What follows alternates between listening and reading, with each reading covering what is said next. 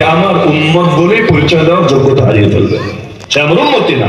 ধোঁকাবাজি করে সম্পদ কামাই করা যাবে না, জুয়া খেলে সম্পদ কামাই করা যাবে না, সুদের মাধ্যমে সম্পদ কামাই করা যাবে না, বরঞ্চ আল্লাহর নিজাম যেভাবে আছে ওইটাকে ঠিক রেখে সম্পদ অর্জন করতে হবে।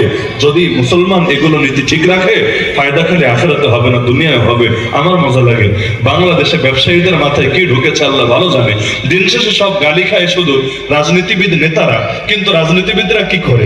রাজনীতিবিদরা যা করে ব্যবসায়ীরা ওইটার চাইতে কম অপরাধ কোথায় করে? ব্যবসায়ীরা তো সারাদিন বিষ খাওয়ায় আমাদেরকে। কষ্ট নিয়ে না, সব ব্যবসায়ী না, কিন্তু আমাদের খাবারে যত ভেজাল, এগুলো কয়টা পলিটিশিয়ানরা ঢুকিয়েছে আর কয়টা বিজনেসম্যানরা ঢুকিয়েছে।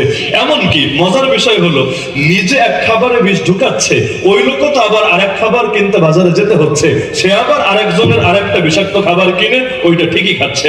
এমনকি ওষুধে পর্যন্ত ভেজাল ঢুকেছে। কই যাবেন রে ভাই? বিষের মধ্যেও পর্যন্ত ভেজাল ঢোকার রেকর্ড বাংলাদেশে আছে।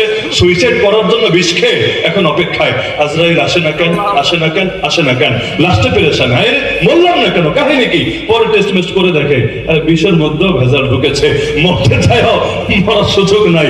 আল্লাহ হেফাজত করুক আমাদেরকে। সুতরাং এই যতদিন পর্যন্ত অর্থনৈতিক ক্ষেত্রে আল্লাহর নির্দেশ ফলো না করা হবে, আখেরাত তো আখেরাত, দুনিয়ার মধ্যে আমাদেরকে পদে পদে পদে পদে জুলুমের শিকার হতেই হবে। সুতরাং আসেন, আগামী বাংলাদেশকে তো নতুন ভাবে গড়ার স্বপ্ন সবাই দেখছেন, বৈষম্য মুক্ত এক বাংলাদেশ।